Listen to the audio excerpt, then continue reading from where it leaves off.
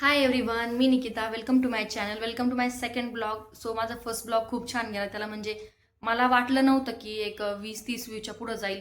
पण तो खूप चांगला म्हणजे 150-200 व्ह्यूज त्याला आले, चांगले लाईक्स आले आणि थोड्याशा अनोळखी लोकांचे 1-2 कमेंट्स पण आले. म्हणजे वाटलंच नव्हतं की कुणी करेल. म्हणजे कुणी ओळखत पण नाही आपल्याला. एक सुरुवात आपण करतो कुठून तरी की ठीक आहे, पहिले 4-5 व्हिडिओ तर आपले कुणी बघणार पण नाही, जास्त व्ह्यू पण भेटणार नाही.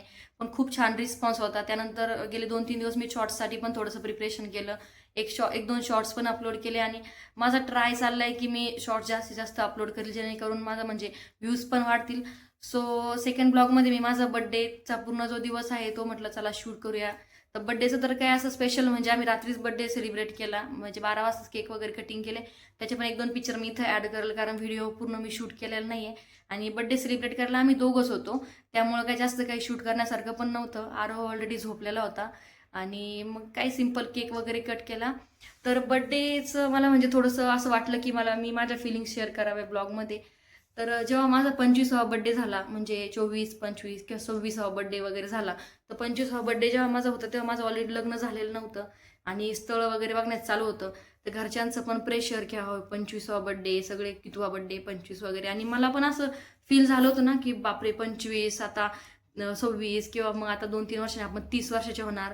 सो असं निगेटिव्ह फिलिंग होतं. बड्डे असं म्हणजे असं बड्डेची एक्साइटमेंटच नव्हती राहत की अरे आपला बड्डे. कारण पहिलं कसं आपल्याला 17, 18, 19 ते बड्डे किती छान वाटायचे. आपला बड्डे आला, आपण थोडंसं टीनेजरमध्ये असतो, सॉरी टीनेजमध्ये असतो.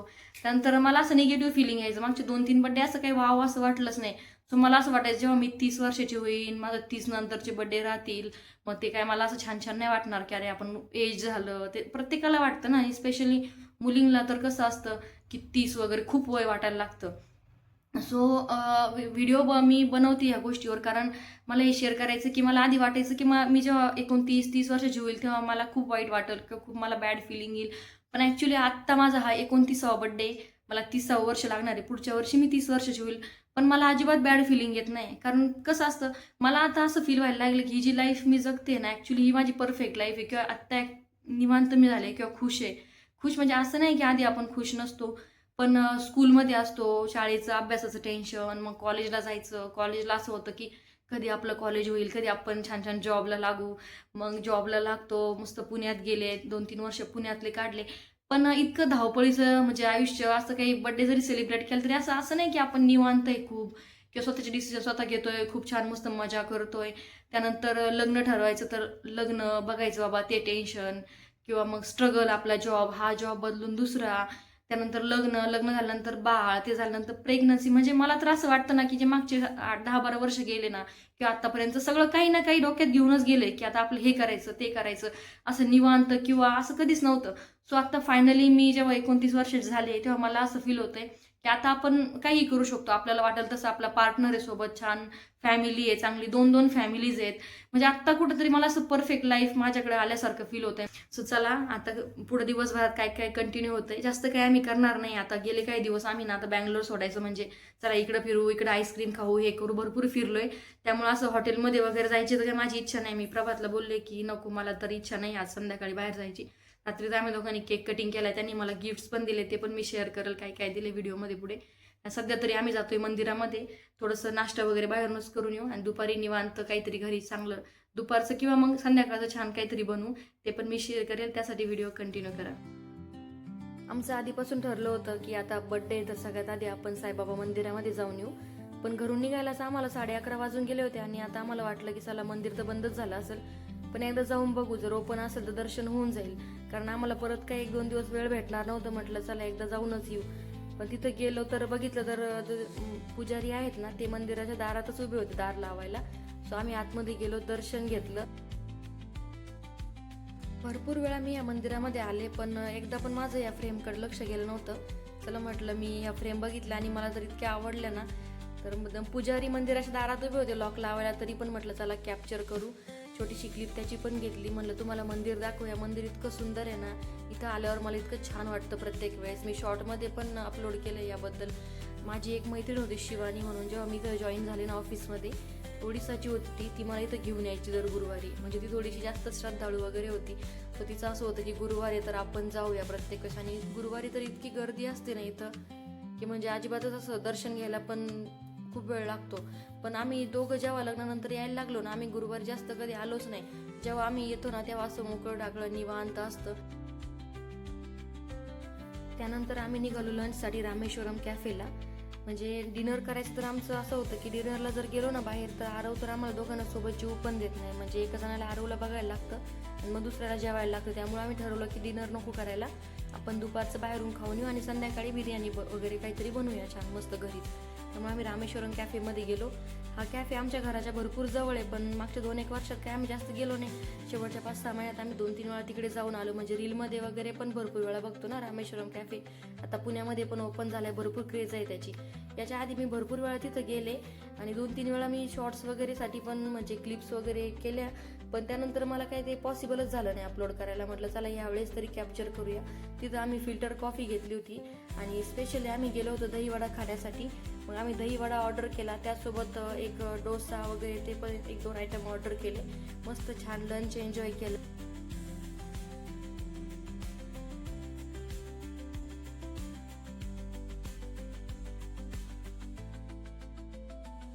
माझ्या मोबाईलला कव्हरला आहे ना काही म्हणजे पाठीमागं स्टँड वगैरे नसल्यामुळे मला काही व्यवस्थित व्हिडिओ कॅप्चर नाही करता आला. आता मी लावून घेते स्टँड चांगला, म्हणजे मला बाहेर गेल्यावर पण व्हिडिओ कॅप्चर करता येईल. मला जसं कॅप्चर करता आलं तसा मी व्हिडिओ घेतलाय. आणि इथं आता आम्ही दोघं काय बोलतोय हे मला पण आठवत नाही, पण असं वाटतंय की आम्ही डोसा वगैरे टेस्ट कशी त्याबद्दल बोलतोय. कारण रामेश्वरमची जी टेस्ट आहे ती खूप वेगळी आहे. म्हणजे बाकीचे जे डोसा वगैरे आम्ही पीजीला किंवा ऑफिसला खाल्लाय ना, आता इकडे तर जास्त करून डोसाच खातात लोक, तर रामेश्वरमची टेस्ट बेस्ट आहे. घरी आलो, घरी यायला भरपूर उशीर झाला होता आणि आरव तसा झोपून गेला. त्याचा लंच पण स्किप झाला होता. म्हटलं घाई घाई त्यासाठी काहीतरी बनवू, म्हणून त्यासाठी मी हेल्दी ओट्स बनवले.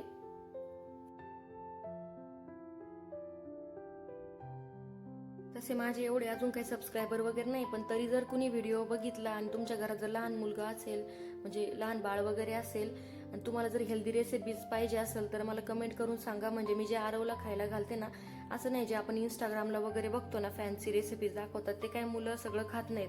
म्हणजे जे मुलं खातात ना तेच आपल्याला बनवायला लागतं. सो तुम्हाला जर इंटरेस्ट असेल, कुणाला जर पाहिजे असेल रेसिपीज वगैरे, तर मला कमेंट करून नक्की सांगा, म्हणजे मी तुमच्यासोबत ते शेअर करेल. त्यानंतर चहा तर मॅन्डेटरी आहे. मी इतका प्रयत्न केला ना चहा सोडण्याचा, आता उन्हाळा लागलाय, आता पण विचार करते की मी गावाला गेल्यावर चहा घेणार नाही, पण मला नाही वाटत मी सोडू शकल. माझा बर्थडे होता म्हणून प्रभातनी वर्क फ्रॉम होम घेतलं होतं. त्यांचं काम चालू होतं तोपर्यंत म्हटलं बिर्याणी, ते बोलले होते की मीच बनवणार, तू नको बनवू. म्हणलं तयारी करून ठेवू. मग मी पेस्ट वगैरे बनवून ठेवली, त्यासोबत कांदा वगैरे कट करून परतवून वगैरे ठेवला. आणि यावेळी माझ्या बर्थडेला ना खूप लोकांनी मला विश केलं आणि स्टेटस पण भरपूर लोकांनी ठेवलं होतं. म्हणजे माझा असा स्वभाव आहे ना, मी खूप जास्त असं बर्थडे स्टेटस वगैरे जास्त कुणाचं ठेवत नाही, खूप मोजक्या लोकांचं ठेवत असते. पण त्या उलट मला इतक्या लोकांनी विश केलं आणि मला पण वेगळंच वाटलं. म्हटलं पण माझं असं आहे ना की मी पण आज फील केलं की भरपूर लोक स्टेटस ठेवतात पण कॉल खूप कमी लोक करतात. तर मी त्या लोकांमधले की मी एक वेळ स्टेटस नाही ठेवणार, पण मी कॉल करते. कुणाचाही बर्थडे असेल ना तर विश करते ॲटलिस्ट कॉल करून. सो ते जास्त इम्पॉर्टंट आहे आजकाल.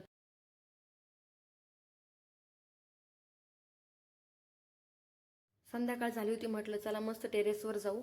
इथं वरती माझं ऑफिस पण जवळच होतं, म्हणून आम्ही जवळ घर घेतलं होतं. आता 2-3 दिवसानंतर हे घर सोडून जाणार आहे, तर म्हटलं चला एक चक्कर मारून येऊ. एवढ्यात काय आरवमुळे माझं वरती जाणं होत नाही. म्हणजे पहिले मी कपडे वगैरे सुकवायला रोज वरती जायचे, पण आता ते पण माझं म्हणजे असं जाणंच होत नाही अजिबात. म्हटलं चला थोडासा व्ह्यू तुमच्यासोबत पण शेअर करू आणि ह्या मेमरीज पण कलेक्ट होती. कधी पण हे व्हिडिओ वगैरे बघितले की मला छान वाटेल, जरा बँगलोरची आठवण झाली तर. आणि घरासमोर आमच्या हा बंगलो आहे बघा, त्यांचं टेरेस आहे. माझ्या घराचा दार उघडला ना की हे काकू मला रोज दिसतात सकाळ संध्याकाळ झाडांना पाणी घालताना. सो बर्थडे सेलिब्रेशन जर आम्ही रात्री 12 वाजताच केलं होतं. प्रभातने मला एक हँड रिटर्न लेटर दिलं होतं, त्याचसोबत त्यांनी एक मला बुके दिला होता. म्हणजे मी त्यांना कायम बोलत असते की तुम्ही असं काही प्लॅन वगैरे करत नाही. सो ह्यावेळेस त्यांनी छान बर्थडे प्लॅन केला होता. यासोबत त्यांनी हे ज्वेलरी बॉक्स दिला आहे ज्वेलरी ठेवायसाठी, आणि एक त्यासोबत फिलिप्सचं जे आपलं हेअर स्ट्रेटनिंग ब्रश आहे तो एक दिला होता. त्याची जर लिंक वगैरे तुम्हाला कोणाला पाहिजे असेल तर मला मेसेज करा किंवा सॉरी कमेंटमध्ये सांगा, मी ती ॲड करते. आणि असा होता माझा बर्थडे. भेटूया नेक्स्ट ब्लॉगमध्ये, तोपर्यंत टेक केअर, बाय बाय.